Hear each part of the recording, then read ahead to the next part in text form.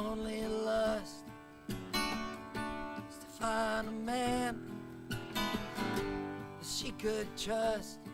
When she found him, she thanked the Lord.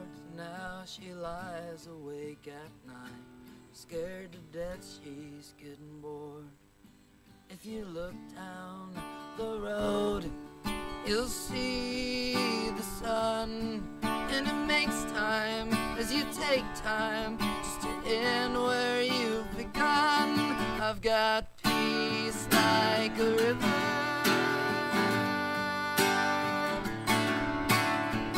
peace like a river.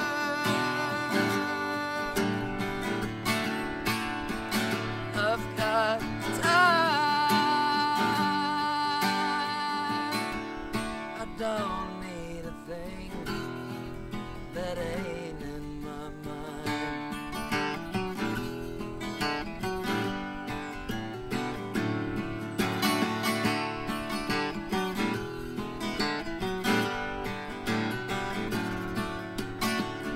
I knew a man, his only wish to answer to no one, drink like a fish. He worked real hard and he got it all. There was plenty to drink and no one to call.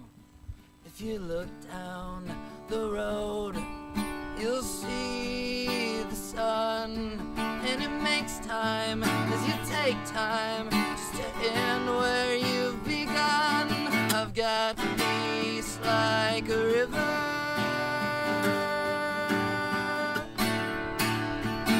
peace like a river.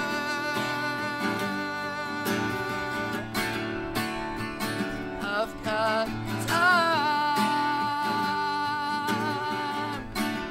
and I don't need a thing that ain't already mine. I knew a girl, her only sorrow was all her life she was waiting for tomorrow. I knew a man who wanted life so bad he blew his mind up in the sky, never came back to land. He's got peace like a river, peace like a river.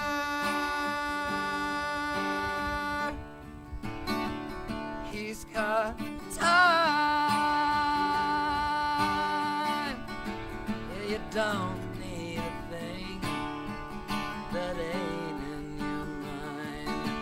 If you look down the road, you'll see the sun, and it makes time while you take time just to end where you've begun. I've got peace like a river,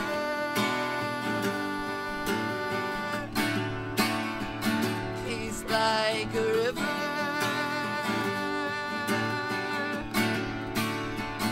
I've got time,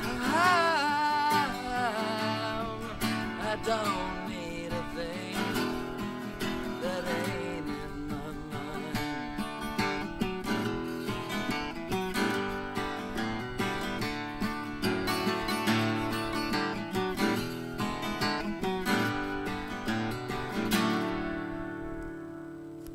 Sweet, sweet, sweet. All right. Attention fitness. Not the best song in the world. Not one of his best, but not nice. Yeah, not bad. All right. Good, clean song, right? All right.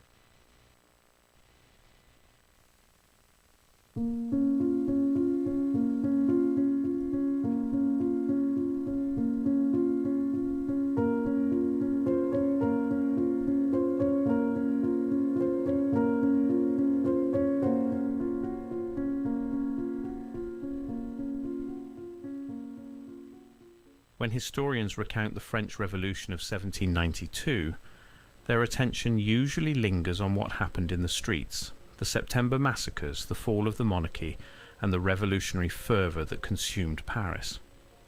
Yet the true story, largely absent from revolutionary records and still hidden in archival margins, unfolded in the towers. It commenced with a straightforward confiscation order. Workers throughout France received instructions to remove bells from churches, cathedrals, and civic towers across the nation for metal reclamation to support the war effort. While the Republic readied itself to defend against monarchist forces, the objective was utilitarian: confiscate the bronze, melt it down, and assess whether the material could supply the revolution's desperate need for cannons and currency. But the instant workers started removing the bells from Notre Dame and other ancient structures, something unforeseen occurred. They discovered mechanisms that had remained concealed for centuries. Inside the tower chambers, at heights that few maintenance records ever documented, the teams found acoustic systems and resonance apparatus that matched no recognized bell-hanging method. Their configuration was peculiar, their complexity was remarkable, and the engineering bore no resemblance to anything in contemporary bell-founding manuals. It didn't even echo French or Italian campanology as typically understood. This never appeared in official revolutionary proclamations. It failed to reach the newspapers documenting the Republic's triumphs. Yet in that year's internal documentation, a specific phrase emerges repeatedly: unanticipated mechanisms, excessive complexity, purpose unclear. The authorized account would eventually reduce all of this to traditional bell supports, abandoned clock mechanisms, or merely decorative architectural features. Nothing remarkable, nothing deserving attention. But the removal records from that period, the ones processed in shadowy government facilities while Paris celebrated its liberation from monarchy, reveal something else. They reveal workers positioned next to copper conduits fabricated with accuracy far superior to any metalwork of that era could produce. Components assembled so seamlessly that even through the grainy quality of revolutionary-era sketches, their sophistication is undeniable. Patterns of coiled metal and geometric chambers that bear no similarity to any documented European bell-hanging tradition, but something more ancient, more mathematical, more intentional. And the further they dismantled, the more the systems ceased resembling campanology as we understand it, and increasingly resembled technology that had been utilized, maintained, and purposefully concealed. Initially, the removal crews attempted to classify everything in the most straightforward manner: elaborate bell supports, forgotten tower machinery, decorative metalwork from earlier renovations. But as documentation grew and additional systems were revealed in towers across Paris, the contradictions expanded. Why were certain acoustic chambers engineered with dimensions that created perfect harmonic resonance at specific frequencies?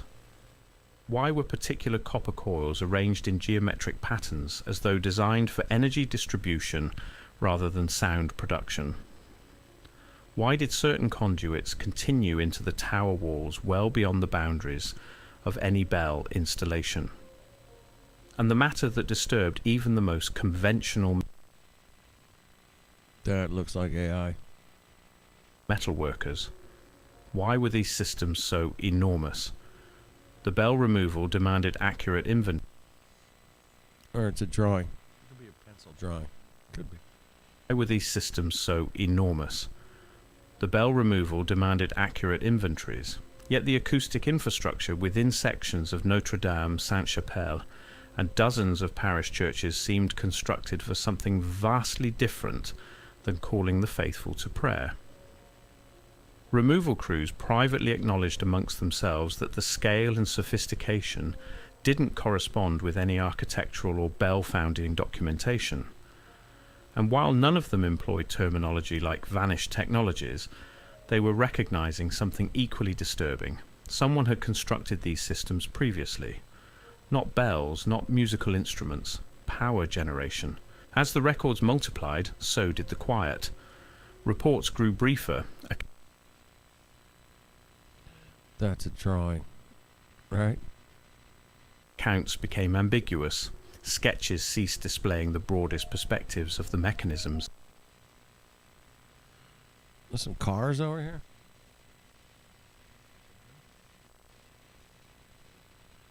Looks like some modern cars over there on the left.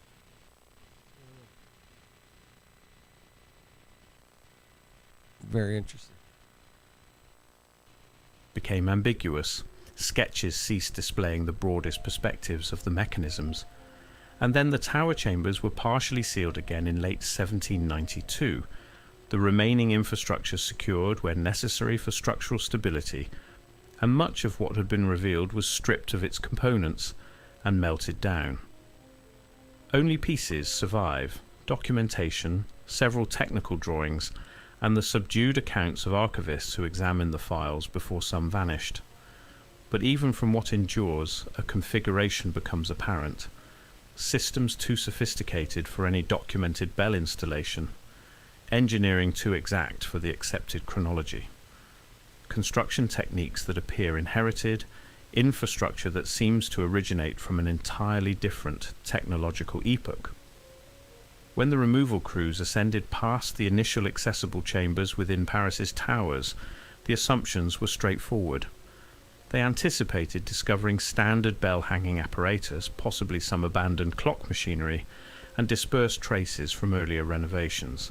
Nothing peculiar, nothing exceptional.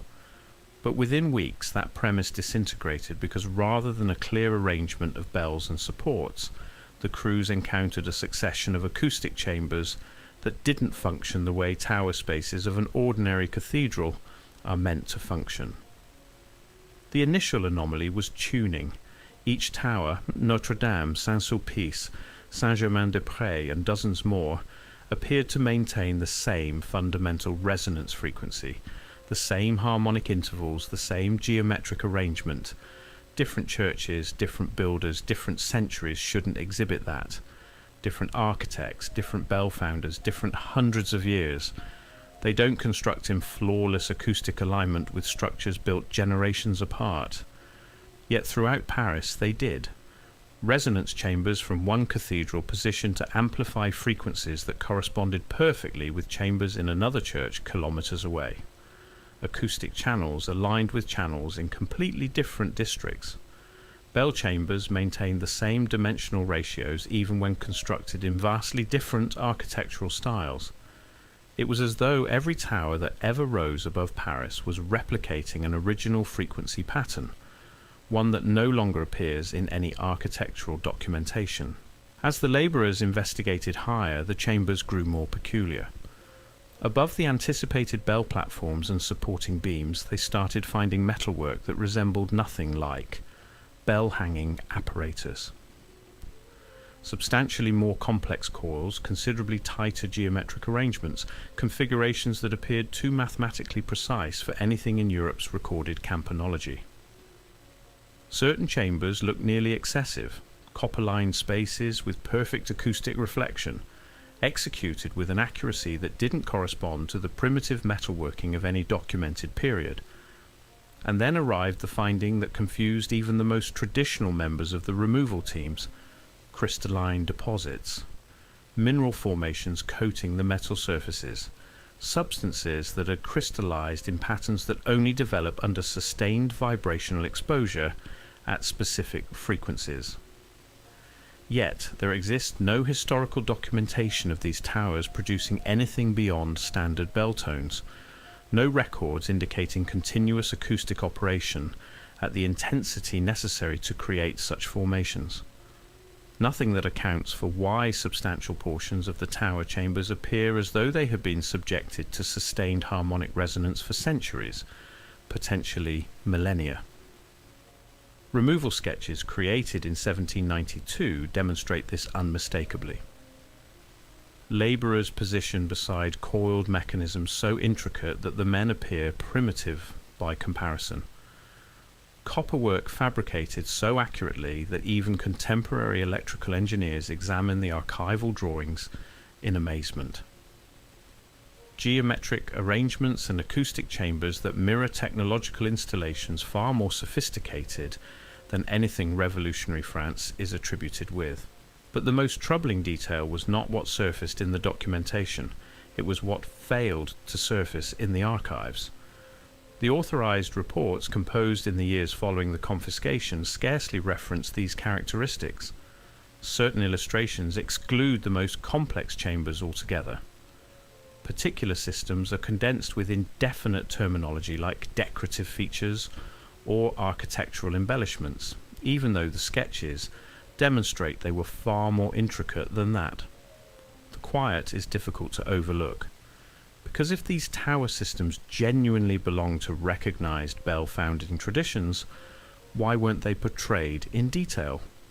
Why weren't the exceptional acoustic mechanisms recorded thoroughly? Why were the technical drawings dispersed across revolutionary archives instead of compiled into a single metallurgical assessment? Even certain copper components presented a concern. Geometric patterns too precise, surfaces too refined, crystalline deposits too consistent, formations that appeared less like natural corrosion and more like the byproduct of sustained energy transmission. Transmission that, based on the conventional chronology, didn't exist when those towers were presumably constructed. What the removal crews revealed were systems that didn't correspond to French bell founding, didn't correspond to Italian campanology, and didn't even correspond to one another in traditional terms. Instead, they constituted a peculiar technological vocabulary, one that appeared to originate from multiple periods, yet somehow remained cohesive, harmonically aligned, and impossibly exact. The initial surprise arrived with the chambers themselves. These weren't simple bell platforms or basic acoustic spaces. They were geometrically flawless chambers, rooms shaped with precise harmonic proportions, copper-lined surfaces that preserved their reflective quality impeccably across centuries, and acoustic systems arranged with coherence, almost like the remnants of a master frequency network that no longer exists in any repository. Certain chambers were sealed entirely, packed with material so compact that labourers assumed they had reached solid stone. But once breached, they disclosed interiors that appeared undisturbed since the moment they were closed. Polished copper surfaces, geometric coil arrangements, and acoustic configurations that generated more mysteries than solutions. And then arrived the characteristic that still confounds researchers presently. Dude, hey, I got this idea for a building, bro. Yeah, I got a building. I'm going to crank out a bunch of bells. And just, I know they weigh a lot. And we'll have to hump our asses to get them up there and hang them. But it's going to be cool, man. Trust me, bro. It's going to be great. We're going to crank out these bells. Hang them all over the building. It'll be great. It'll be great. How's bells, man? How's bells, baby? Massive spherical metal housings. Formerly, they were subsequently identified as bell casings, or decorative architectural features. But nothing about them corresponds to characteristic bell design or ornamental metalwork. Dude, really? I mean, that freaking one bell right on the left there? Well, both of them. Left, right, whatever, man. Dude, that thing's the size of a foundry. How the fuck they get a... This gotta be AI, man. There's no way. The fucking bell's like, what? 6-story size fucking bells? Fuck me, man. What the hell went on here before, Teddy? I don't know, bro. That's crazy, man. If that's a real picture, it's freaky. I don't think it is, but man, even AI is getting a little wild, man. That's a big-ass bell. These were too perfectly spherical, too precisely dimensioned, and too flawlessly balanced as though they were fabricated with implements capable of sustaining perfect geometry.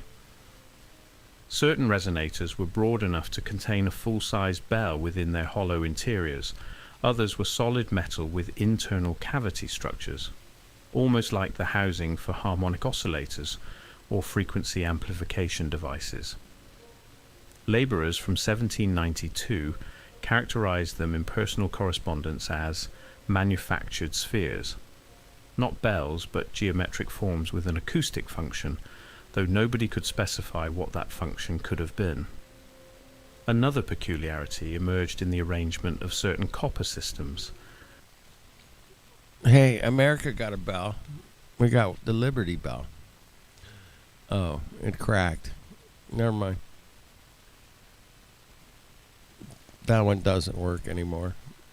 Our bad. Your Liberty has been cracked. These were not merely supporting the bells from above. Many were configured in spiral patterns that made no architectural logic, descending through the tower walls interconnected between chambers, or positioned around the spherical resonators in geometric arrays. It generated an unsettling possibility.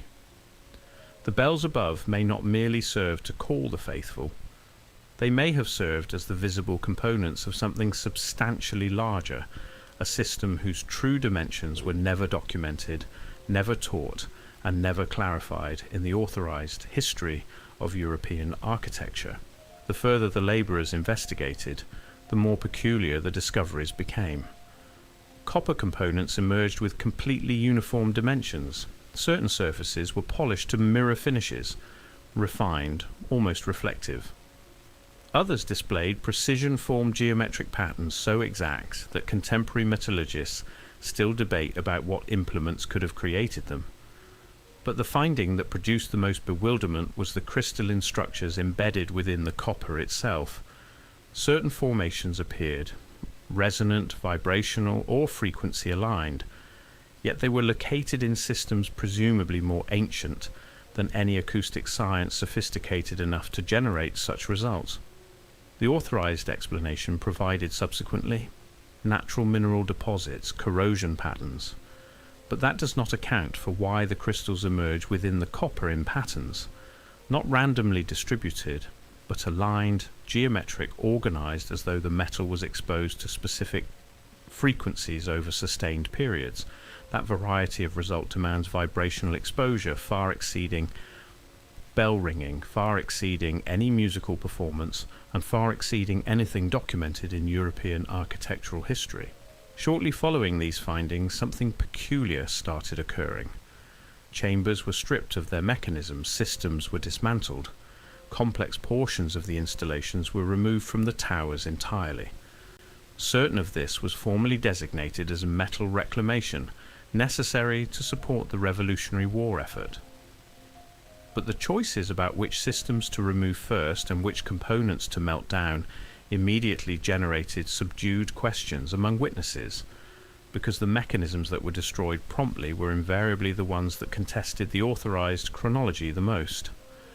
The geometric resonators, the copper coil arrays, the crystalline coated systems, the acoustic chambers that appeared to connect to conduits extending throughout the tower structures. These conduits were possibly the most enigmatic discovery of all. They weren't... Alright, what the hell's going on here?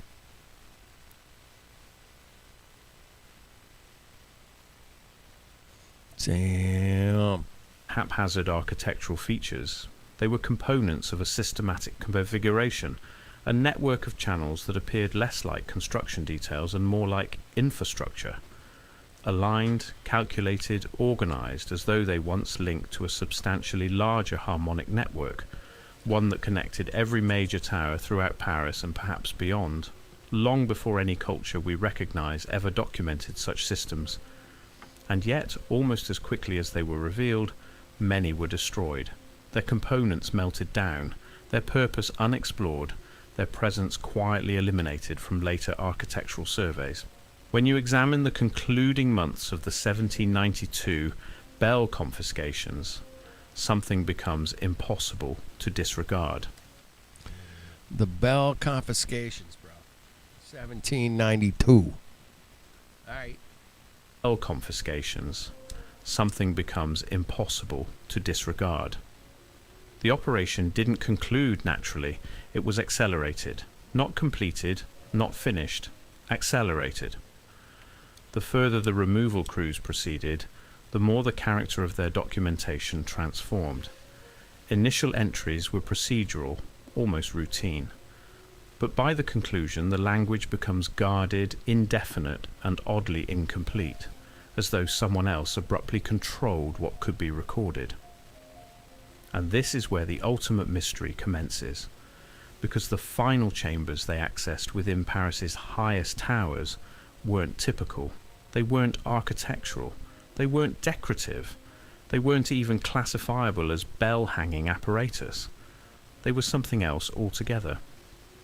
Multiple accounts, the few that persisted, portrayed systems that abruptly transformed from the recognizable to the inexplicable. Copperwork with connections so precise you couldn't insert a blade between them. Geometric chambers formed with accuracy that pre-industrial France was never meant to possess. Resonators engineered for frequencies far beyond anything produced by bells, and conduits that extended throughout the tower structures, vanishing into the walls beneath contemporary structures.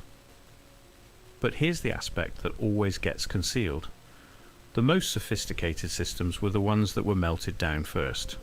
Labourers described dismantling complete chambers, removing components, destroying installations that had just been discovered. It wasn't gradual, it was prompt. The authorised explanation: metal shortage, military necessity, revolutionary urgency. But if it was solely about bronze reclamation, why were the most complex, most geometrically precise, most acoustically sophisticated systems the ones destroyed first? Right. And why were simple bells often left hanging while elaborate mechanisms were prioritized for destruction? It doesn't make logic unless those tower systems posed a different variety of danger. Not a physical one, a historical one. Because if the infrastructure within Paris's towers genuinely displayed acoustic engineering beyond pre-revolutionary capacity, and if certain of those systems didn't correspond to any documented bell-founding tradition at all, then the complete accepted narrative of European technological development starts to crumble. Imagine what it would signify if Europe's grandest cathedrals were constructed around something far more ancient, something functional, something engineered, something we didn't build for worship. Imagine what it signifies if the towers weren't merely architectural achievements, but the visible components of a continental frequency network that predates recorded history.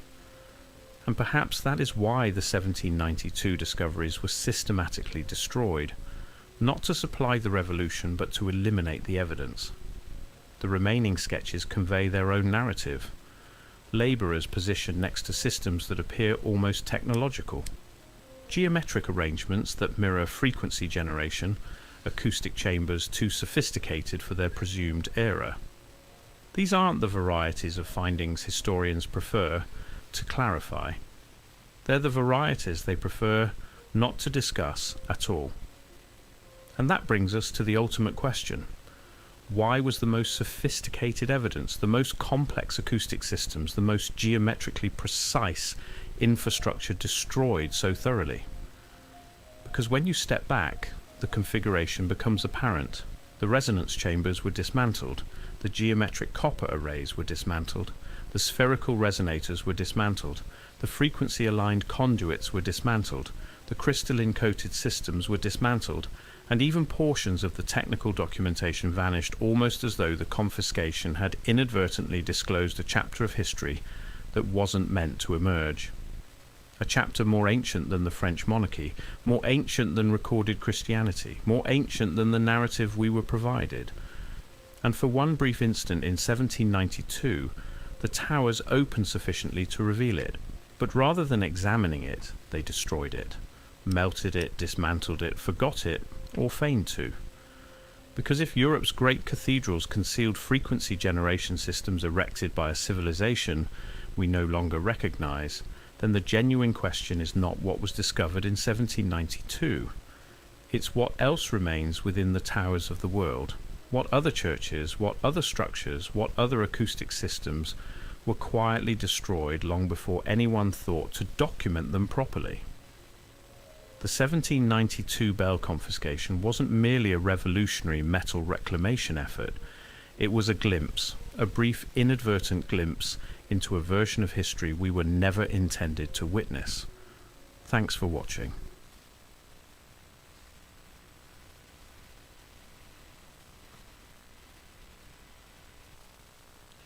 Yeah, that's interesting, man. I didn't know about they confiscated all the bells. I didn't. How am I supposed to know all this shit?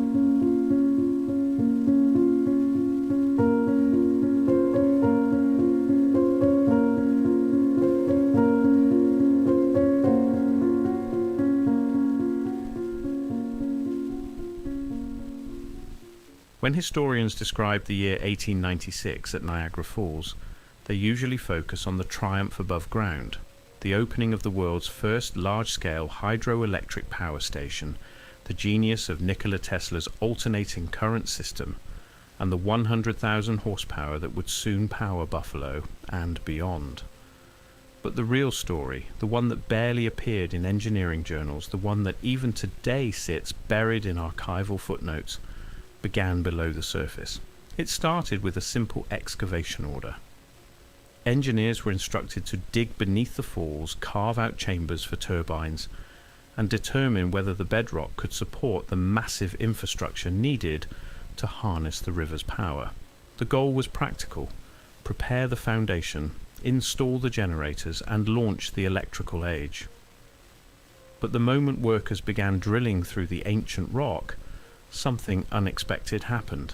They broke through layers that hadn't been exposed in centuries. Beneath the riverbed, deeper than geological surveys had predicted, the crews found chambers and conduits that didn't match any construction plans. Their design was unusual, their purpose was unclear, and the infrastructure didn't resemble anything in the engineering manuals of the era. It didn't even resemble European power systems as commonly understood. This wasn't mentioned in public reports about the power station.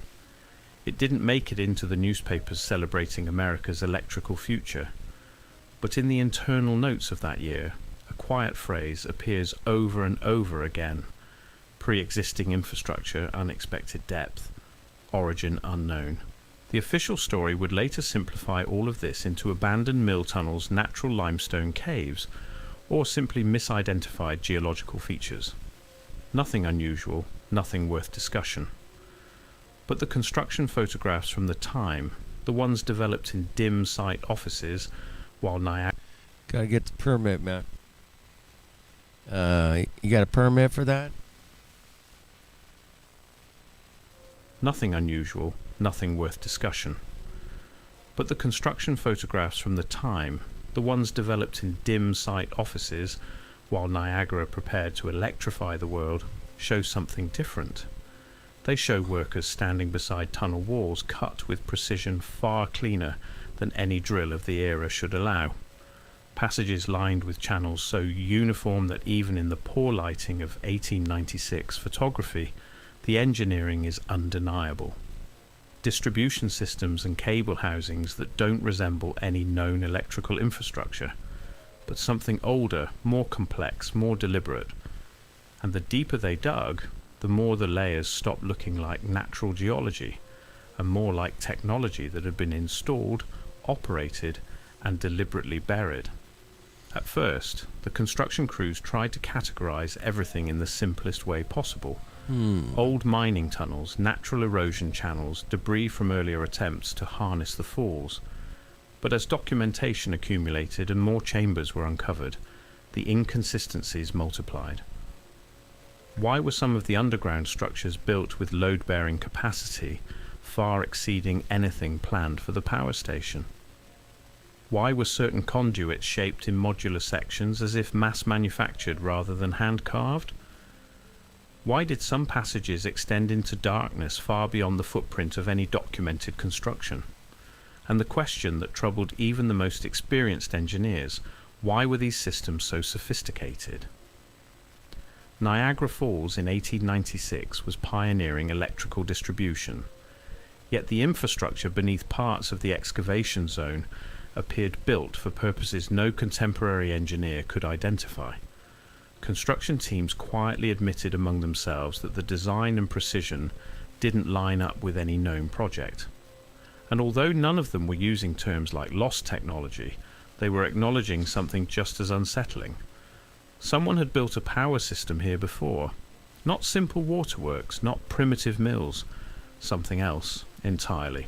As the documentation increased, so did the silence. Reports became shorter, descriptions became vague. Photographs stopped showing the widest views of the discoveries. And then the excavation zones were partially filled again in late 1896, covered where needed for the new turbine installations, and much of what was exposed was returned to darkness. Only fragments remain. Notes, a handful of photographs, and the quiet testimonies of engineers who saw the chambers before some of them were sealed forever. But even from what survives, a pattern becomes visible. Infrastructure too advanced for any documented American project. Engineering too precise for the accepted timeline. Construction methods that look inherited rather than invented. Technology that seems to belong to a different era of building entirely. When the construction teams moved past the first recognizable geology beneath Niagara, the expectations were simple. They believed they would find solid bedrock, perhaps some natural caves formed by water erosion, and scattered remnants from early industrial attempts. Nothing unusual, nothing extraordinary. But within weeks that assumption collapsed because instead of untouched rock, the teams uncovered layer upon layer of pre-existing construction that didn't behave the way abandoned infrastructure is supposed to behave. The first anomaly was integration. Each layer, known construction, unknown sublevels, and whatever lay beneath, seemed to follow the same power distribution logic, the same conduit patterns, the same engineering framework. Different eras shouldn't do that. Different builders, different purposes, different decades. They don't build in perfect integration with systems that came centuries apart. Yet, beneath Niagara, they did. Cable channels from one era connected directly to chambers buried meters below them. Distribution hubs shared the same geometric layout, even when separated by what appeared to be generations. It was as if every group that ever built on this ground was tapping into an original power grid, one that no longer existed in any historical record. If you're finding this investigation... Hey, Joe, I need you to climb up there, bro, and I need you to finish that statue up there, man. Could you just carve that bad boy up? Yeah. You got your helmet on? All right, here's your certificate to work. Yeah, I got the permit. Just climb on up there, man. Get busy. Crank me out some Tartaria, bro. You got this. Thanks, Joe. Appreciate it. Yeah, what they built, man. What the hell? How did they do it, man? It's so amazing. It's crazy. It's crazy. One that no longer existed in any historical record. If you're finding this investigation compelling, consider subscribing. These mysteries don't fit neatly into official history, and uncovering them requires looking where conventional narratives refuse to go. As the workers dug deeper, the layers became stranger. Beneath the expected limestone and bedrock, they began encountering infrastructure that looked nothing like 19th century engineering. Much larger conduits, much tighter tolerances, patterns that seemed too mathematically precise for anything in America's documented timeline. Some chambers appeared almost over-engineered, vaulted spaces with perfect acoustics, crafted with precision that didn't match the industrial capability. Well, if any of this shit's true, and they just buried all the pictures of these chambers, and these conduits, and all this wonderful tech, whatever. Yeah, they just buried it like they just do. They like to. If it doesn't meet their narrative, man, it's got to go. That's probably their rule, man. You know, oh shit. This shit was built in fucking, 1240 or whatever. Who knows? Long time before, America was found. 1492. Yeah, long before that. Anything that, like, oh shit, there's a bunch of tech here from Way before 1492, man. We got to get rid of that shit, bro. Bye-bye. See ya. I mean, like I said, if any of it's true, they would have to bury it, man. I mean, if you want to keep this 1492 thing going, anything that's, built before that, it's got to go, man. They barely let, little Vikings. There was some Viking people with boats, and they landed, and they built some rocks. You don't get... Oh, they had fucking structures, and conduit, and copper, and fucking... Yeah, no. That shit, you can't let that shit slide if you're trying to sell the 1492 narrative. You just can't let that shit slide. It's got to go, man. You got to bury the pictures. Very little documentations about it. Abilities of the time. And then came the discovery that puzzled even the most conservative members of the engineering teams: high temperature ceramics, tunnel surfaces lined with materials designed to withstand extreme heat, lower chambers with thermal shielding, walls with insulation properties that only make sense for systems generating enormous power. Yet there is no historical record of Niagara ever having such power generation before 1896. No documents showing industrial processes requiring this kind of thermal management. Nothing that explains why large sections of the deepest infrastructure look like they had once housed technology far beyond water wheels and mechanical mills. Construction photographs taken in 1896 show this clearly. Workers standing beside conduits so massive that the men look miniature in comparison. Components machined so precisely that even today electrical engineers study the archival images in disbelief. It looks like AI, man. I don't know. I guess it could be just a bunch of undersea cables. Tolerances and fits that resemble modern power infrastructure far more than anything 19th century America is credited with. But the most unsettling detail was not what appeared in the photographs. It was what didn't appear in the archives. The official reports written in the months after the power station opened barely mention these features. Some drawings omit the deepest chambers entirely. Certain infrastructure is summarized with... I'd certainly like to get my hands on some of those drawings. He doesn't do a good job with that. He's getting better, I think. I don't know. He's trying. Deepest chambers entirely. Or AI's getting better. AI's getting better. Certain infrastructure is summarized with vague terms like earlier construction or geological formations, even though the photographs show it was far more complex than that. The silence is hard to miss, because if these deeper discoveries truly belong to known historical periods, why weren't they described in detail? Why weren't the unusual systems documented thoroughly? Why were the photographs scattered across private engineering collections instead of gathered into a single project archive? What the construction crews uncovered were structures that didn't match early American engineering, didn't match European power systems, and didn't even match each other in any conventional sense. Instead, they formed a strange technological language, one that seemed to come from multiple eras, yet somehow remained unified, integrated, and impossibly precise. The first shock came with the chambers themselves. These weren't crude excavations or narrow utility tunnels.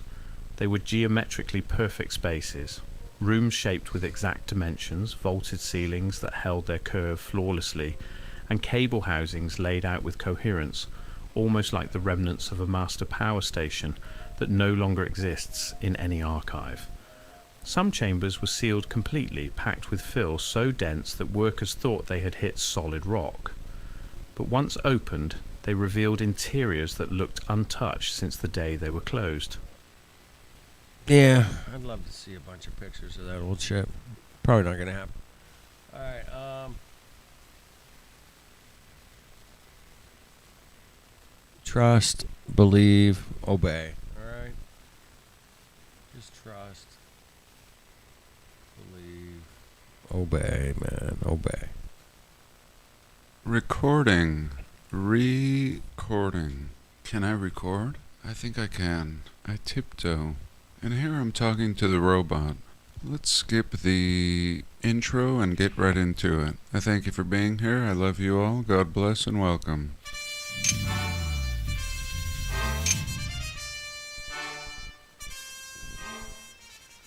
Welcome. Sorry. So, I'm on one. It wasn't supposed to be this complicated, but sometimes it is. So this is an article a kind Patreon shared with me, and I've shared the picture before. Many of you will recognize it. The Argentine Palace in Argentina. Hey, if you want some really good wine, you want to get some Argentinian wine. Trust me, man. It's cheap as shit, man.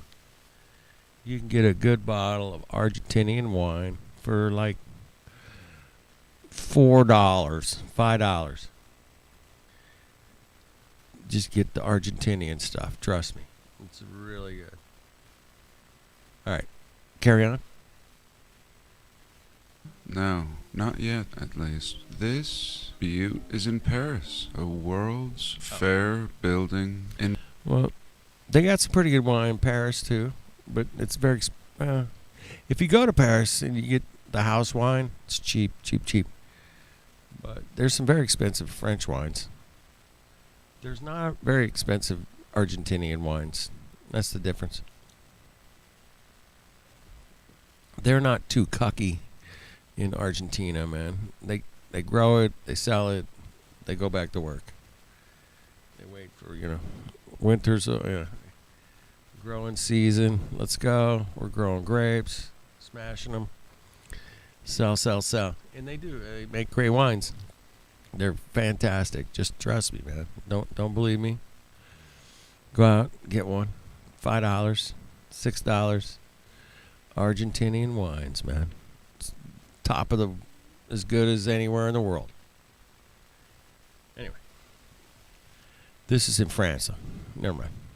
This butte is in Paris, a World's Fair building in Paris that was moved. What, you might ask? What? Move? Build? Okay, so she shared this with me. The Pavilion Argentine. I mean, first of all, this is not a pavilion. Pavilion? What? Sorry, I should calm down. We're just getting started. And it's been like days, maybe a week, and I'm just getting to it. I'm so behind on life. So behind.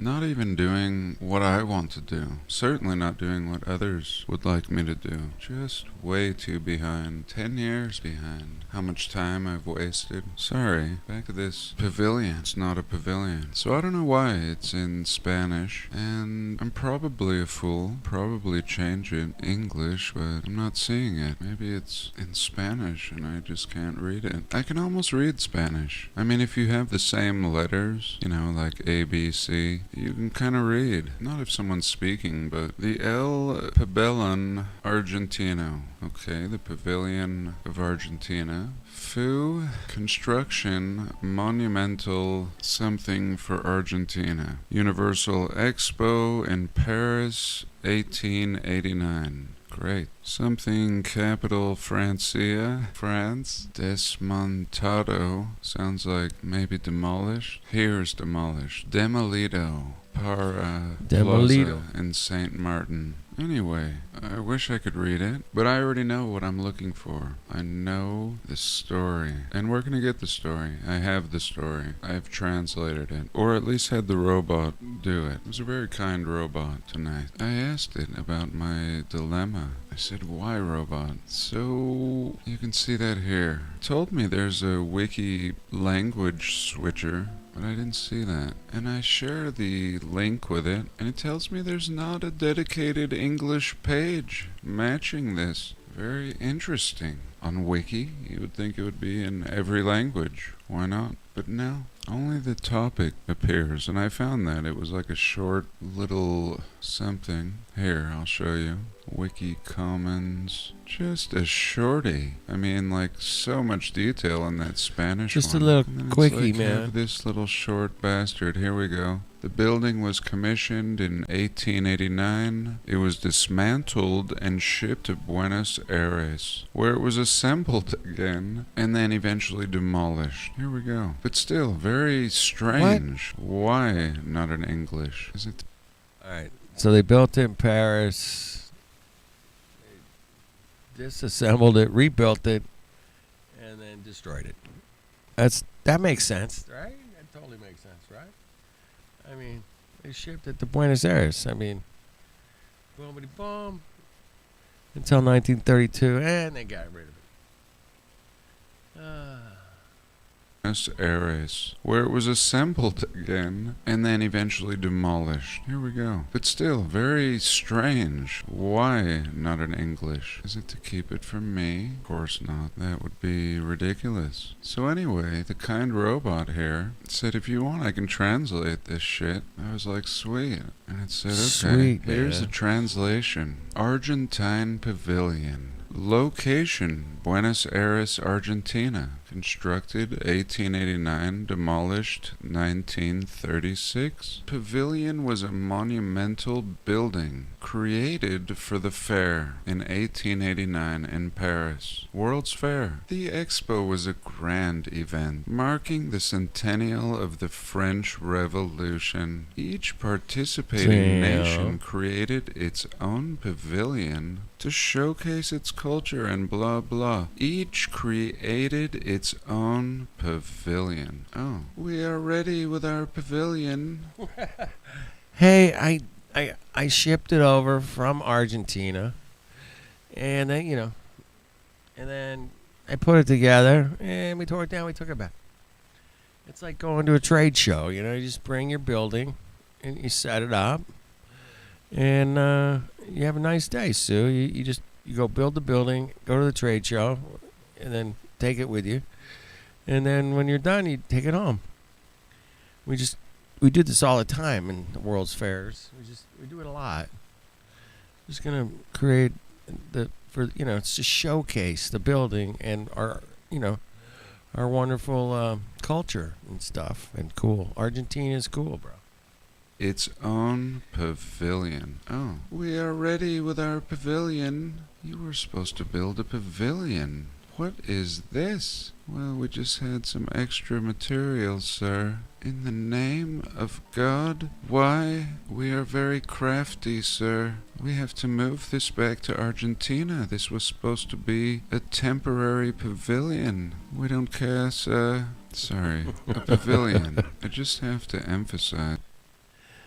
I think John and I have similar sarcasms amongst us, but yeah, it gets ridiculous. The story's like, okay, yeah, that sounds good. And you went to the moon too. Oh, okay. That's a hell of a story. And they're buying it. I don't know why my computer is a piece of shit. Sorry again. A pavilion. I just wanted these here. Now they're in my way though. So the design was by this architect Raoul de la Torre. Raoul of the Tower. It was built in the Neo-Renaissance style. After the fair, the Argentine Pavilion. I mean, here we go from a pavilion to a building. We have an architect, Raoul. No picture of Raoul. Curious. And now it's a pavilion. I mean, up here it was a monumental building. And now, after the fair, it's pavilion. It was dismantled. Easy build, easy dismantle. It was shipped to Argentina and reconstructed in Buenos Aires. It became the museum. So good. We just ship it back. We brought it. We came. We built it. We brought it. We're gonna take it home. I'm gonna take my building home, people. I'm taking it with me. When I get it back, I'm going to turn it into a museum. Yeah, that's the ticket. Yeah. Okay.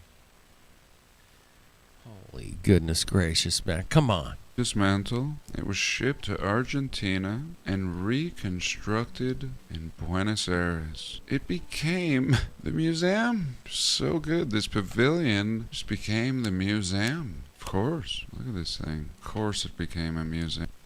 Became a fine art museum, by the way. It's fine art. That's good stuff. The fine art is the good stuff, right? It became the museum. So good. This pavilion just became the museum. Of course. Look at this thing. Of course it became a museum. Could have been anything. But the building, however, was never really reconstructed fully as originally intended. So in the 1930s, it was torn down. It wasn't really what we thought. I mean, we built it, we brought it back. We had some problems. We didn't label the bricks. 1, 2, 3, 4, 5, 6, 7, 8, 10 million, whatever. We couldn't put it back together, man, properly. So yeah, let's get rid of it. Let's get rid of that thing, man. That's no good, bro. Ended. So in the 1930s, it was torn down to make room for a park and this plaza. That's it. Today, very few traces remain of the pavilion. Despite its demolition, the pavilion holds a symbolic place in Argentina's architectural heart. That's the summary, the robot tells me. Thank you, robot. Very kind of you. Very kind indeed. Now, come on. That was stupid. Everything about that was absolutely ridiculous. It's ridiculous. It's like, yeah. Make sure you pack up that trumpet lady real nice, because we're gonna ship her back in the crate. Those glass windows, man. Be careful with that. I mean, if we're gonna ship that, and when you guys are breaking out the mortar and everything to disassemble it, make sure you don't fuck it up, because this stuff's pretty intricate. We're gonna,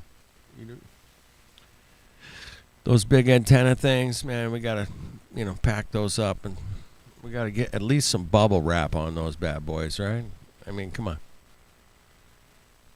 Lila Canyon. Look at this thing. The metal glass, the stained glass, statues, the tech. What is this? Stone and brick foundation. The old stone sidewalks. Old stone. This was a temporary pavilion. These orphans here. Little rascals or something. What the? That's funny. Little rascals. Yeah, look at the difference in the... Yeah, interesting.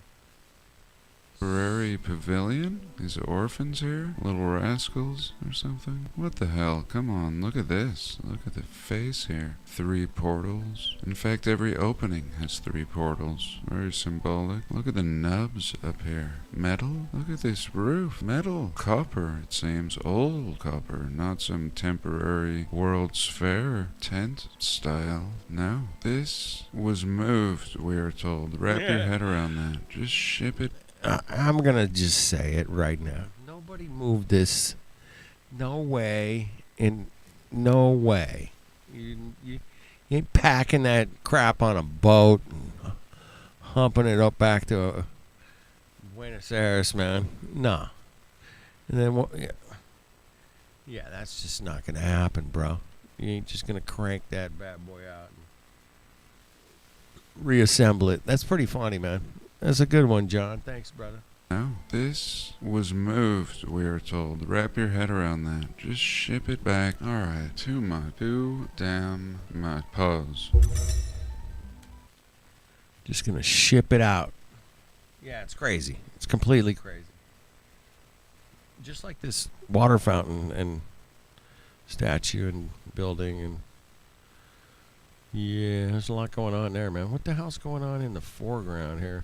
Oh, those are like more water fountains. Okay. Dang.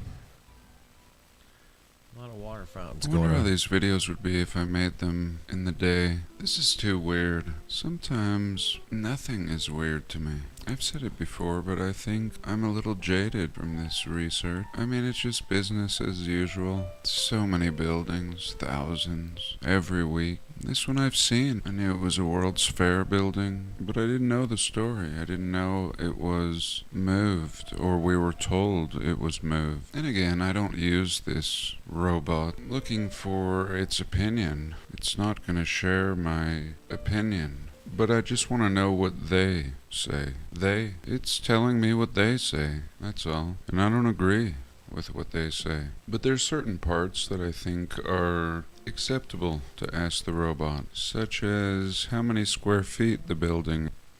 Oh, you watched it, huh? The second? Oh, damn. That's fantastic, Sue. Yeah, I got to watch that. I got to try to sneak that in this week. I got to watch it. All right. Check it out. Acceptable to ask the robot, such as how many square feet the building is. It tells us it was a large and impressive structure, but specific details about the exact square footage are not readily available in the historic record. There we go. They don't even know. I thought it was odd that that was missing. Many of the World's Fair buildings were over 1 million square feet, so they don't know. A building that they built twice. Again, they built twice. According to history, they moved. Dude, I mean, I've worked on pianos from 1850s. Worked on pianos, 1850s. Thanks, Sue, giving us the good stuff there. There you go. And there's drawings, and there's plenty of pictures and history, and that's why I knew it was 1859. Somebody wrote it down. Somebody made a book and said, "Hey, man, this piano was made in 1859." Yeah, and it's like, okay, cool, man. It's 1889. That's 30 years later, man. You're gonna have a lot better record keeping, but if there's no record, or we don't even know how many square feet this is, bro.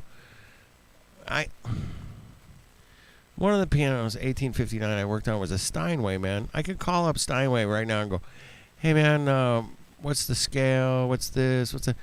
And they're gonna give me all the answers I want about that piano. But 1889, you got nothing. You got nobody. You got the guy that built it, the company. They moved it, shipping company. Oh, yeah, we transported all that stuff. Yeah, we got the record here. Here you go. No record of it. You don't even know how many square feet it is. That's crazy, man. Anyway, so it's a bullshit story. That's where we, come to the conclusion. It's like, this is total bullshit. That building was never shipped anywhere. They just destroyed it. And, that's how they do things. If it doesn't match the narrative, it's got to go. That's their rule. Don't match the narrative, bro. Moved it. Certainly you should know how big it is if you're going to move it. On a boat, you have to move this building on a boat. How do you move this? I mean, how do you build it in this time period? Make it look so old? What? And they don't know. They don't even know how big it is. I'm going to say 1 million square feet. I mean, just one... I'd go like 100,000 square feet. Not quite a mil. Mills. I've walked around 1 million square foot building. It takes them a while. Yeah, it takes them a day. How big it is? Watch. I'm gonna say 1 million square feet. I mean, just one level. We have at least 3 potential levels. Built twice, no idea how big it is. No records, no nothing. Demolished. Yeah, it's stupid. Here it guesses. Ridiculous. That's cool. Thanks, robot. The guess is 10 to 15,000 square feet. Stupid. 10,000 square feet? Are you kidding me? It doesn't matter. They don't know. How did they move it, I asked. It was carefully dismantled. The pieces were labeled transporting. Pieces were shipped by sea. This journey likely took several weeks or even months. I mean, just guessing here. Thank you, robot. Really. It hasn't been given. Fact? We haven't been given the facts. Nobody. There's no forklifts. Everything is pain in the ass back then. And they're just pumping these things out everywhere. Here's another World's Fair building in Paris, Paris. Look at this. 1800s. The shiny metal detail. Every inch. And these primitive people down here. Here they've put up a few tents. Why? I mean, one of these buildings, and you have hundreds, one should be enough. It makes no sense that you are building hundreds of buildings like this. Look at the inside of this building. This doesn't even look real.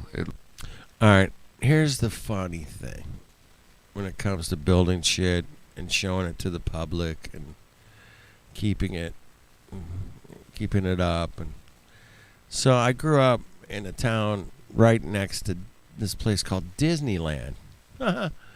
Literally, I was like across the street growing up. And it turns out, man, they built Disneyland like in 1 year. It took them a year.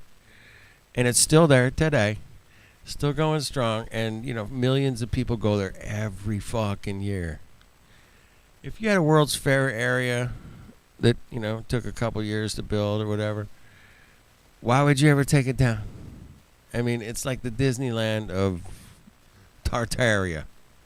It's unbelievable. You got to go walking through these buildings. It would be mind-blowing, way better than Disneyland could ever be. So the fake shit they keep around, the real shit, they got to get rid of that shit, man. It don't match the narrative. That's the only reason you would tear it down. Yep. And if it was real, man, they would just kept it. It's like, dude, man, there's millions of people coming here every year. Hey, man, we're making money. Let's sell some hot dogs and some bottles of wine. Here we go. Let's go. Yeah, right? I mean, these are industrial people, man. They're just going to tear it down and say, oh, no, we're done, man. Yeah. We got Eiffel Tower. You want to go see that? That's cool. That's the most famous thing. No, this would be way more famous than the Eiffel freaking Tower. I'd be like, fuck the Eiffel Tower, man. I want to go check out this buildings like this. Crazy building inside like that. Of this building. It looks like a drawing, but man, yeah. But there's buildings that are still like that, and they bring this them in. Doesn't even look real. It looks like a drawing. It's like some that's a drawing. I'm sure it is. Acid trip or DMT. This is crazy. And so aged. Look at the floor. Tiles all scuffed up. 1889, Paris. Here it says architecture. Let's have a look at the rest of this fair. Pause. Oh, shit. I didn't recognize that building. That was in Los Angeles. Right here where I'm at. Yeah, they tore that fucker down. They tore that shit show down. I said it was a high school. Pretty sure. Or it was a library or a high school. One or the other. Yeah, Los Angeles, like 1890s. You got the telephone lines there. A lot of telephone lines. And, yeah, they just tore that bitch down. They just, got to get rid of that. Anyway, Los Angeles, California, man. I recognize that building for sure. This fair. Here we can see them supposedly building the Eiffel Tower, but I think this is a BS picture. Crop. They've just put these tiny little dinky cranes here. This building is mind-blowing. One of my favorites, and they tore this down. This is actually for... All right. So you got this kicking building in the background of the Eiffel Tower. Now, the Eiffel Tower is by far the most visited landmark in France. It's like Disneyland. Probably the most visited landmark in the United States. It's just crazy. Disney World, whatever. You got this cool thing, man. Cool building next to this cool tower. Why did you get rid of the building? Kind of matches the scene, bro. I mean, why are you going to take that out? Oh, okay. Yeah. Which just doesn't... Again, just another BS shit, man. Oh, it's so bad. It's way worse than we could ever think, you know. It's fucking way bad. Is mind-blowing. One of my favorites, and they tore this down. This is actually... It's mind-blowing. I like the way he says that. Mind-blowing. I kind of make fun of him for doing that. He should say, dude, that's fucking mind-blowing. Right? He'd be like... He was just like, fucking mind... No, he doesn't do that. He goes... It's just mind-blowing. That's how chill John is, you know. He's very chill. I'm not as chill. I'm pretty chill, but not as chill. What's up, Pete? Good to see you, man. They've just put these tiny little dinky cranes here. This building is mind-blowing. One of my favorites, and they tore this down. This is actually for the first World's Fair. So it's still here. Still hasn't been torn down. In 1888. Love this thing. Love. And just a real proof that none of this was temporary. And today you don't have these sweet trams going up the Eiffel Tower. Not that I'm aware of. And here we can get a look at the World's Fair. Beautiful buildings. And ultimately a train station. A train hub. As I've proposed, many of the fairs used to be full-time functions, accessed by train. You can see it all here. Same with San Francisco. Pavilions, something, whatever. Pavilions. Again, pavilions. Why are you calling these pavilions? There's so much more than pavilions. Here's a tent. Here we go. We've got... Yeah, man, it's like the Burning Man of World's Fairs. You build this shit, and you have the party, and then you just tear it all down when you're done. It's like the Burning Man. Okay. Got a tent more than pavilions. Here's a tent. Here Makes we sense. go. We've got a tent. Oh, thank God. Yeah, fucking Griffin. There's a Griffin right there on the top. Yep. Good eye, Pete. I can't catch it all, man. You know, your flags and domes and people and shit distracting me. But you got to have a Griffin on top of the building. Otherwise, it's not Tartaria, bro. Come on. This is really interesting. This little Disney castle. It reminds me of all There's the the Disney castle, man. They tore all this shit down. abandoned neighborhoods in Turkey. Like thousands of homes like this. Castles. Here we go.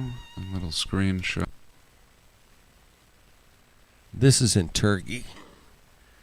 I have not watched this video. I don't know. It's one of the ones I missed. But yeah, that's in Turkey. Says Turkey. Turkey. Yeah, they built these castle homes, and they're all empty. And then you guys know about the ghost cities in China. Complete cities. They, in fact, they built an entire fucking Paris, France in China, including the Eiffel Tower. And nobody's in the city, bro. Nobody. I should do a whole show on ghost cities. I should probably do that. All right. Maybe tomorrow. Maybe, maybe tomorrow. Might be a good day. I got to do the ghost cities. It's just crazy, man. Crazy places. That I took. Why Turkey's $200 million castles are abandoned. So like thousands of these concrete and block castles all abandoned in Turkey. It makes no sense. Like somebody just built like a few thousand castles. Didn't even sell one. Didn't even have a plan, just kept building like a madman or woman. It's nuts, right? And here, this little castle. And this picture does look very worldly, actually. We've got some Muslim kind of mosque here. Disney castle, Greco-Roman architecture with Tartarian griffins up here. There you go. Some pagoda back here. And here I was showing you the super cool building looking through the Eiffel Tower on the other side, and here we can see the other building in the other direction. Full fountains. They tore that one down too? Really? both buildings, looking through the Eiffel Tower on both sides, that were incredible. They just said, let's just keep the tower, and then fuck these other buildings, right? Nah, the water fountain. Yeah, we get rid of all that, dude. That's like all grass and shit now, right? There's nothing there. Yeah, wow, right, Sue? I think that's what he's saying. I don't know that for sure, but I'll continue the video, and we'll find out. But yeah, if that was there and the whole Eiffel Tower, imagine how cool it would be to go there and check that out.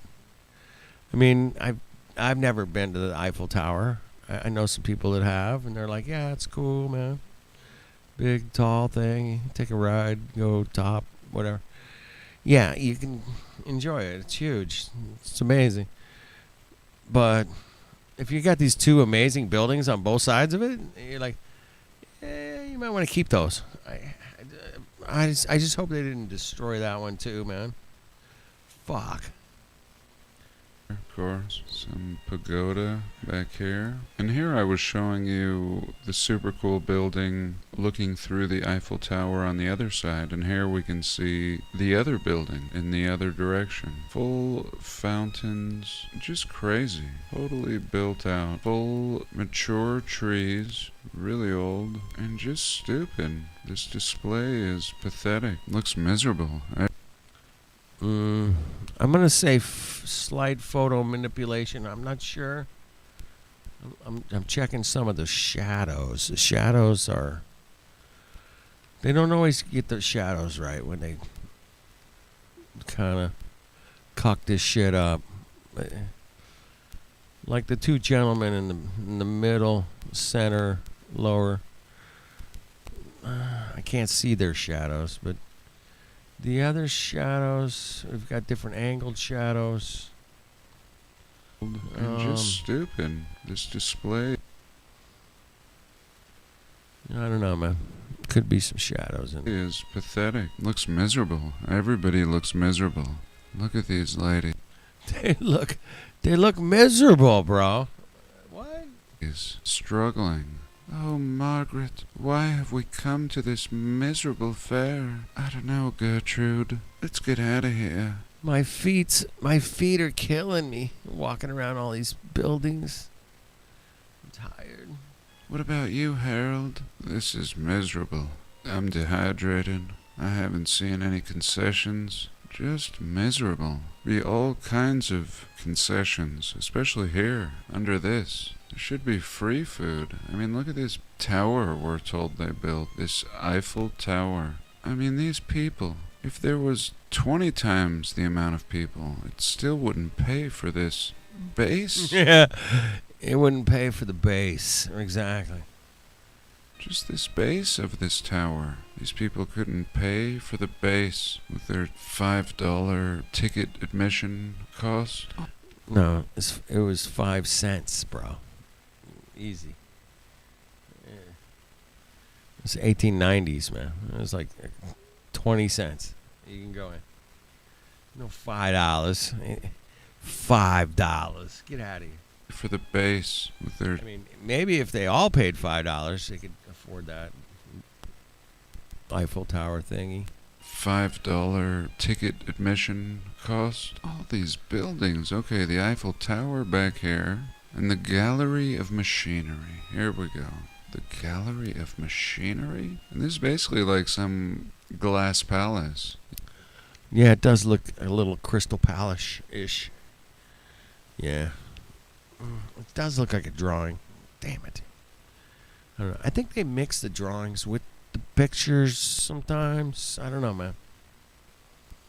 You can see the glass panes right here. Some of them missing or broken. Some of them actually open, as you can see here. Looks like ventilation. This thing is like a giant greenhouse. Giant. This tower, was this necessary? All this is to be demolished, we are told. Here we have trolleys. Electric trolleys. Too much. So anyway, this is the Parisian World's Fair of 1889. all of these pink squares will be buildings, gardens, fountains. And that building we started out the video off with was just one little building, one temporary building. So here we are, these two guys, three really shady characters. This man, possibly the photographer, this man, the photographer's assistant. How should I pose, boss? Just stand there, look forward, arms to your side. Boss, there's a fly on my nose. You silly bastard. Look at this. Look at this stonework or blockwork, multicolored. The glass, the metal, the little frivolous balconies. How many frivolous balconies do you need? The nubs? Okay, let's totally get out of here. Pause. Alright, pause. Damn it. Yeah, Eiffel Tower's huge. Amazing, right? Yeah. Fucking huge. And super ornate and beautiful and just incredible. Yeah. Yeah, it's huge.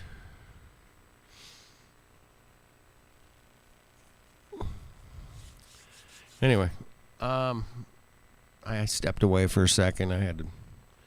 Anyway, I'm back. Let's keep going. Part 3. This was shared by a Patreon. If you'd like to join our live meetings every week, you're welcome to. We don't just talk about history. Seems like we talk about everything. This was an interesting building in Washington, D.C. Look at this thing. 1, 2, 3, 4, 5-ish stories, maybe 6. And the underground. Don't forget about the underground. Are these stairs or escalators? I think they're moving escalators. What is this building? What was this building? Seeming hotelish as usual. And here it's a museum. Museum is a very convenient redesignation. Museum is like when you don't even know what to do with it. No purpose. Call it a museum. Just put a bunch of crap in it. Really interesting. All triangles above the windows and then alternating between arch and triangle. Huh. Could be Masonic. I don't know. I could be wrong. Looks very Masonic. A lot of triangles. And then alternating between arch and triangle. A museum. So what about this museum? The National Building Museum. That's what I thought was funny. As I usually say, the building is more impressive than the things in the museums. But here we have the Building Museum. The National Building. Nice. It's a museum of architecture, design and engineering, construction and urban planning. Great. Surely we can get some answers here. It was created by Congress in 1980. Of course, Congress cares about us. We need more museums. It hosts various temporary exhibits. The building was completed in 1887. Fine year. Nice. It served, look at this, it was completed and it served as the pension building. Like they didn't really have a purpose for it. Just use it as a pension building. It'll serve the purpose. Housing the United States Pension Bureau. Pension Bureau. 1887? I had no idea. Did you guys know that? Pension bureaus? 1887. Very interesting. Pension Bureau with 100 windows. It also hosted several presidential balls. Here we go again with the balls. Like in my last video, Trump and his balls and his new ballroom. I think balls is code for BS. And thank you everyone who commented in that last presidential bowls. It's the bowls. Video letting us know that it's much more than a ballroom. Many believe it's going to be a data center, and the next level is that it's to demolish an underground tunnel used for shipping and receiving of life forms that should not be shipped or received. So here we go, a pension building and a...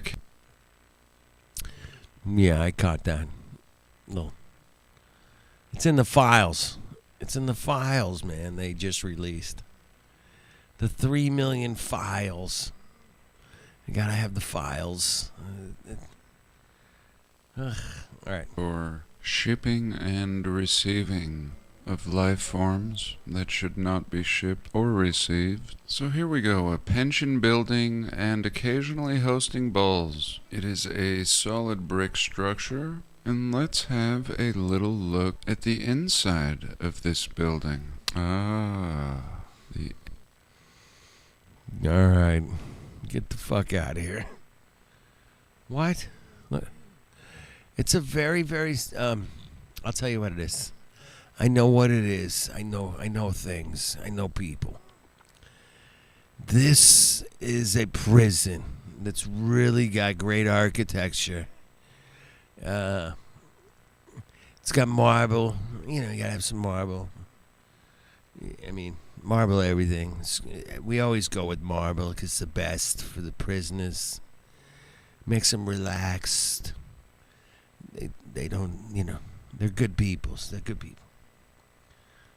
I sound like Trump. Fuck, what the hell's wrong with me, man? Yeah, look at that shit, man. I mean, this is a museum. Or they turned it into one in 1980, did he say? Inside of this building, this brick building that I said was at least 5 or 6 stories. Again, the pension building? Pension? Unbelievable. Your office is up here on the left, Joe. Sue, I'm going to take you over here on the right. Everybody gets a little cubicle. I mean, these are some very, very Tartarian cubicles. I know you guys are going to hate it working here. We got a fountain. There's your little lunch break area. Here are some tables. We'll put some tables out so you can have a place to eat. Yeah. It's just beautiful. It's just amazing acoustics. You guys are going to have a great time. That's where the pension money went. Yeah, damn straight, Joe. Yes. Again, the pension building? Pension? Unbelievable. Look at these guys. Here's the pension department. Here we go. Hard at work. Sir, will anybody ever come and have any need for us? Is anybody going to come have any need for us? Those people that are working very hard every day to get a pension? Right? Sir, will anybody ever come and have any need for us? One day this building will be full of people seeking pensions. I long for that day, sir. This building is so dreary. It seems like a cathedral. And this thing is sick, just sick. It really does look like a courtroom right here, or like it would have had some religious... Yeah, the scale is absolutely outrageously amazing. Look at this crazy scale, bro. I mean, let's say it's fake marble. I don't care. You poured it. Maybe they poured the marble. I don't know. But 4 columns like that of, you know, marble. Are you kidding me? Okay. They just pieced it. You know. How the fuck did they build this shit, man? I was with you earlier. Joe, Pete, Susan. Yeah. How did they build this shit? I mean, I don't think we could build something that... I mean, I think we could build something similar But man, they did this shit back in 1890s. What? Something. I don't know. And of course, I don't think a cathedral is even a cathedral. I think it's stupid to worship in a building like this. And they would. This is unbelievable. 1918. Wait, those are books. And those are called bookshelves. And they just threw those in there. Last minute? Like, hey man, we'll just crank out the shitty plywood bookshelves. I know it's ugly, but it doesn't really fit the marble thing we got going. But let's just throw and just we'll run some conduit over the top of it. Yeah, it looks cool. And then we'll just stack a bunch of shit on these shelves. The maids and shit can keep their stuff there too as well. But we'll just throw these old books and shit there. Yeah, it's good. Yeah, look at that. Doesn't match. The whole bookshelf thing is not. It's not coherent. I mean, what? Who threw that shit in there, bro? Look at their books. Here we go. These are the pension records. This is it. They're fucking records. This is where we keep the records of people's pensions. Get the fuck out of here. Look at their books. Here we go. These are the pension records. This is it. This is what they needed. I mean, these guys turned this into an office. We're told this was an office. And I'm so glad this thing is a museum today. We could go in this baby. Look at this. This guy over here, this is his department. His own little department over here. The other department on this side. These Exactly, Joe. We can't afford like a fake ass even column. I can't afford a fake. They got just columns everywhere. I mean, columns coming, columns for you. Everybody gets a column. Everyone gets one. One little department over here. The other department on this side. These columns. Look at the bases of these columns. The tiled floor. Look at that base. I can't believe it. I wasn't expecting this. No. These columns. No. Corinthian. No. Super, super intricate. Look at that column. Just one of these columns. Come on, Joe. Climb up there and crank me out some kick-ass, molds. I need some molds. Can you crank me out a mold? Columns. And this is the government? The government needed the pension building to be adorned like this? Of course not. Absolutely course not. Here we can see all those windows that we were seeing on the outside. And here she is today. Cleaned it up, but essentially looking identical and still just as stupid. Just like before. A couple silly desks and chairs and records. Doesn't make any sense. And this doesn't make any sense. Like now it's a playground, essentially. Great. Hey, just send your kids over there. They can play in that square. And we'll go ahead and tour the rest of the museum without them. We'll just leave them there. And, thanks. That's like a playground. Yeah. Kids doing cartwheels. You got the fountain. What a cool building, man. What a cool-ass building, man.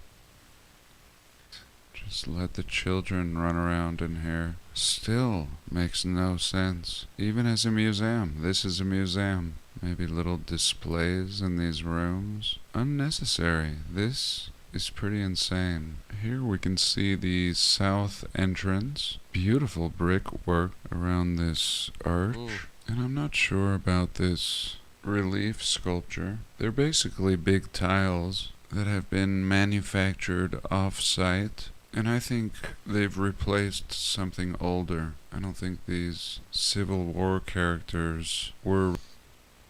Yeah, Civil War, cowboys. Got the horse. Yeah. Originally on this building. Here we can see the west entrance. And same thing here. I think that these are original under here. And these western wagon... Yeah. the color discrepancy is kind of what I think he's going to. It gives it away.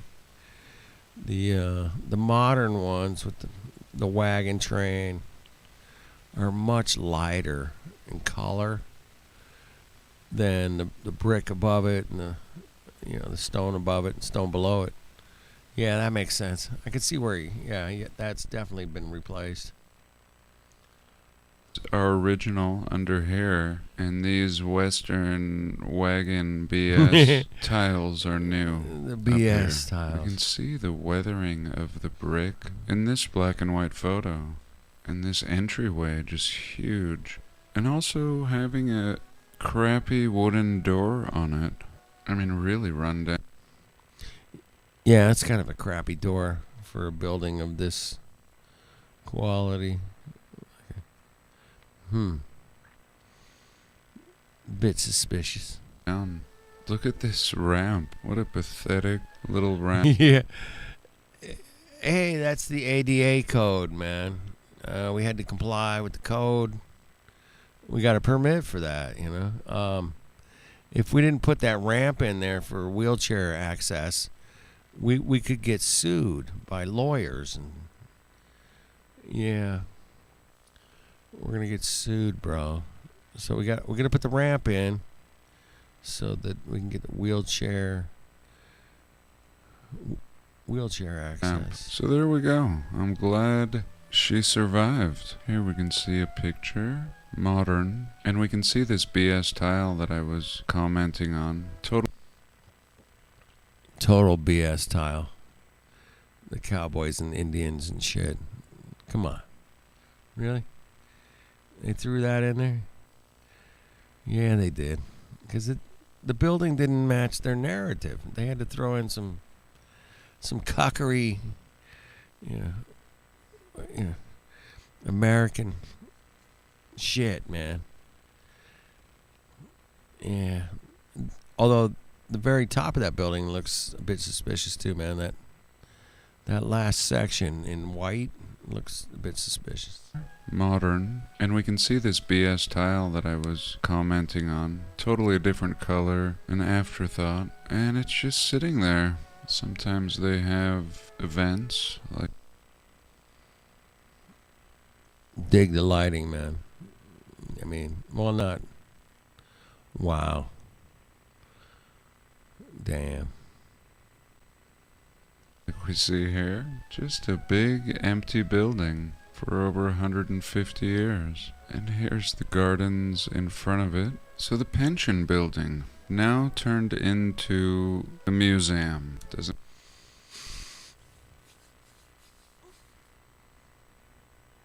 The pension building, bro. Pension. Yeah, the good old pension. Not everybody gets a pension. And that's just the way it is, bro. What are you going to do?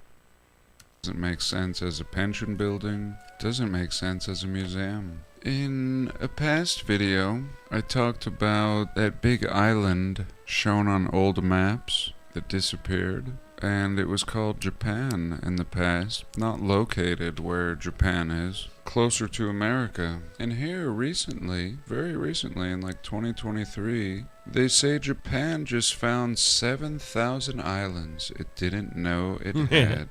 Come on. Oh, Ooh, man. Sir, we've just discovered 7,000 islands off the coast, like nobody was flying planes to and fro. Very interesting. Most of the newly identified islands are uninhabitable due to extreme weather and volcanic terrain. Stupid. But yeah, there you go. 7,000 new islands. They just found them. What does that mean? It means that they're completely unexplored. I mean, this is the stupidest story in I don't know how long. It's so But bad. Yeah, here It's it is. really And I think bad. I've run out of time. Can't believe it. Well, for this week, I thank you for joining me. I love you all. God bless. And I'll see you in the next one. Yeah, man. That's funny. That whole story when it came out. Like, hey, we just found 7,000 islands. I'm like, what? What do you mean you found 7,000 islands, bro? That's crazy. Mago, That's Listo. so Duende. crazy, 2 bro. minutos. What the hell are you Guerrero. thinking? What the hell? Running around, climbing ladders, dodging chutes, playing Twister in a minefield with guitars and army boots. And I was worried about my buddies, if they'd have my back. We used to have different opinions, now we got different facts. You gotta break a few eggs for an omelet, I heard somebody preach. Well, where the hell is my omelet? I've been cracked and now I'd like some quiche. At this point I'll take a dog. I'll take a dog and let him lead. Yeah, we can vote on the lawn, one nation underdog, and he'll be loyal as he can be. I'll watch some Netflix, some C-SPAN, and most of Disney Plus. I saw an old man drop the torch, saw him stumble off the teleprompt. Pause, repeat line. And old MacDonald had a farm and a hillbilly elegy. Yeah, a plastic Jesus bigot, southern boy, phony figurine, but he's advanced. Some serious folks drop some serious balls, the folks whose job's to handle balls. And now the blame is one hot potato, you pass to someone else to take the fall. At this point I'll take a dog. I'll take a dog and let him lead. Yeah, we can vote on the lawn, one nation underdog, and he'll be loyal as he can be. Woof, man.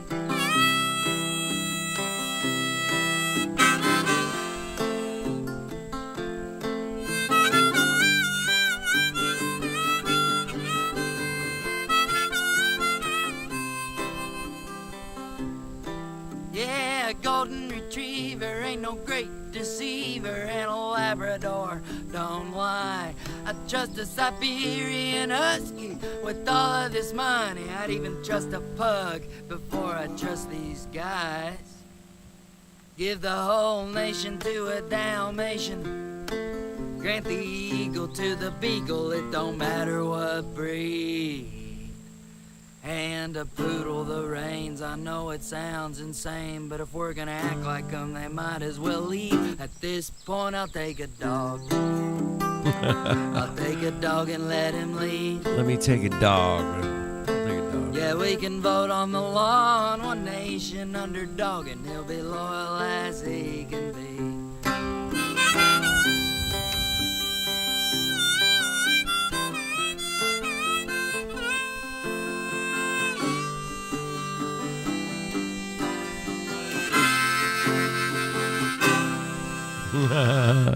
All right, Mongos. Love you guys. Oh, shit, man. Hold on. Yeah, that was good. One nation under dog. Yeah. Pretty funny, man. All right. You guys are great. Thank you for coming out. And we'll do it again. All right. Cheers, everybody.